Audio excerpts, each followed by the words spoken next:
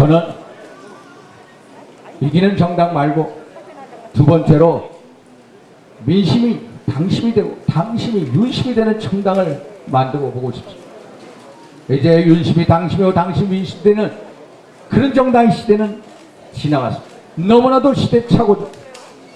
대통령과의 두터운 신뢰를 바탕으로 해서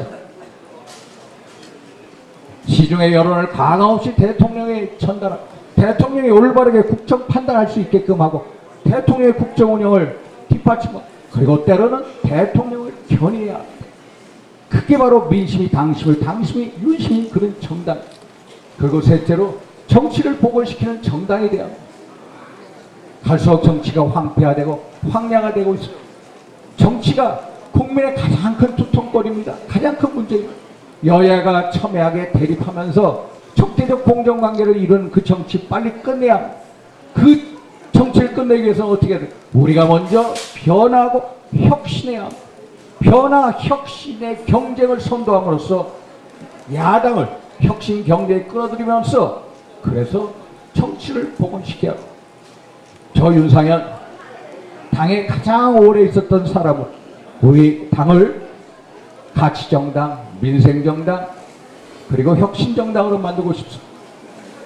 첫째 가치정당 한번 보십시오. 우리 국민의힘 정말로 이념 집단입니까? 아니면 이익 집단입니까? 이익 집단 맞죠? 흔히들 우리 국민의힘을 이익 집단이야. 이익 집단의 성격이 너무나도 레밍처럼 어떤 이익을 쫓는 그런 이익 집단이 아니라 자유민주주의 우파 이념에 충실한 이념 정당. 뺄셈 정치를 지향하고 덧셈 정치를 지향해서 이념적 동지식을 갖춘 자유민주주의 우파 이념에 충실한 이념 정당으로 만들어야 돼. 그러기 위해서는 먼저 여의도 연구원을 격파해야 합니다.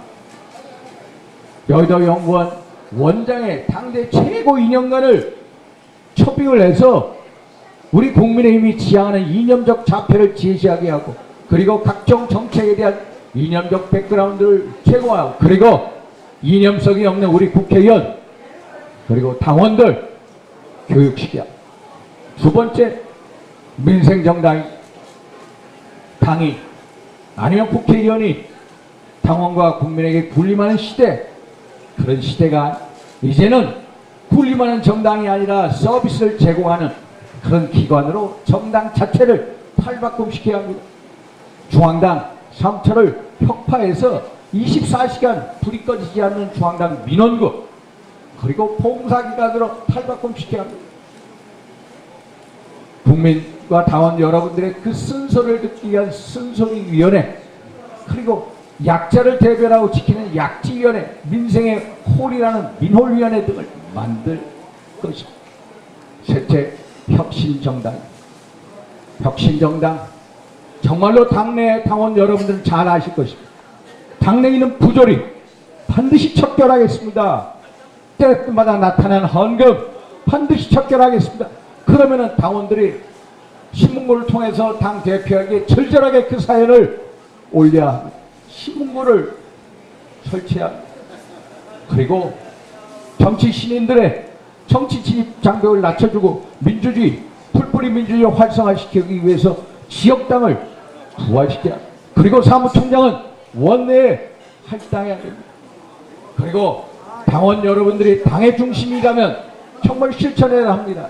당원 여러분들께서 당협위원장이나 그리고 국회의원 언제든지 소환할 수 있는 제도를 만들어 그리고 너무나도 척박한 땅에서 싸우는 우리 당원 동지들 호남에 있는 당원 동지들을 위해서 제2의 당사를 광주에 만들어야 합니다. 그래서 서진정책을 시작해야 합니다. 맞죠 여러분? 가장 큰 문제는 공천입니다. 공천 룰 6개월 전에 제시하고 그리고 오랫동안 당을 지킨 사람한테는 오히려 가산점을 줘야 됩니다. 안 그렇습니까 여러분? 이러한 세세한 정책을 가지고 제가 또 제시하려고 합니다. 존경하는 당원 동지 여러분, 저는 우리가 윤석열 대통령에게 감사해야 한다고 생각합니다. 정말 문재인 정부 5년 동안 우리가 처절하게 속절없이 당하고 제대로 된 대통령 후보 하나 없을 때 우리의 구원투서로 나타나서 우리를 지켜줬습니다. 너무나 감사한 마음을 가지고 있습니다. 그러나 지난 2년 동안 대통령의 투박한 국정 운영이 국민적인 기대에 못 미쳤습니다. 우리는 그걸 고백해야 합니다. 당이 먼저 나서서 대통령의 변화를 추동했음에도 불구하고 제대로 역할을 못했습니다. 반성해야 합니다. 이제 대통령이 먼저 변화의 물꼬를 튼 이상 당이 대통령을 따라가는 게 아니라 당이 먼저 선제적으로 대통령의 변화를 같이 추구하고 같이 감으로써 변화, 당의 변화, 대통령실의 변화, 정부의 변화를 만들어가야 합니다.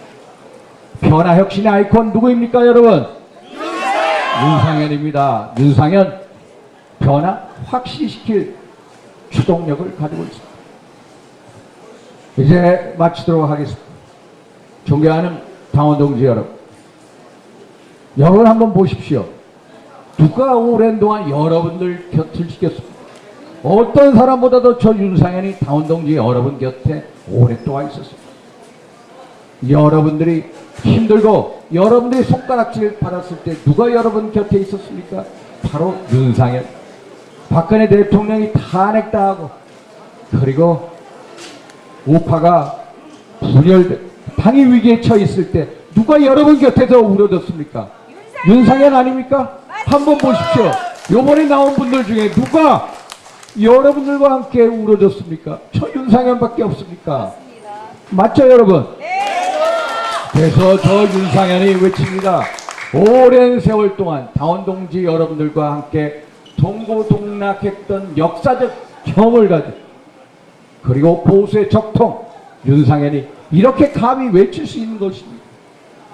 정말로 당을 바꾸겠습니다. 우리를 바꾸겠습니다. 세계를 바꾸겠습니다. 정말로 보수혁명을 통해서 이기는 정당, 민생정당을 만들겠습니다. 변화와 혁신의 주역 바로 윤상현. 반드시 윤상현이 해내겠습니다. 수도권 험지의 전략과 그리고 승리하는 선거의 주역 바로 윤상현이 이러한 변화를 해낼 수 있다는 사실을 꼭 존경하는 당원 동지 여러분, 이제부터 세세히 후보들 한번 비교해 보십시오. 저 윤상현이 그러면은 돋보이게 여러분들이 가장 원하는 대표 후보라는 것을 느끼실 것입니다. 인지도 하나만 갖고 뽑지 마십시오. 그 인지도 한마디로 스킨, 피부 한 겹의 차이밖에 없습니다. 인기는 그때뿐. 중요한 것은 진정성이고 당에 대한 비전이고 그리고 대통령의 관계를 어떻게 해나갈까가 가장 중요한 당대표 조건입니다.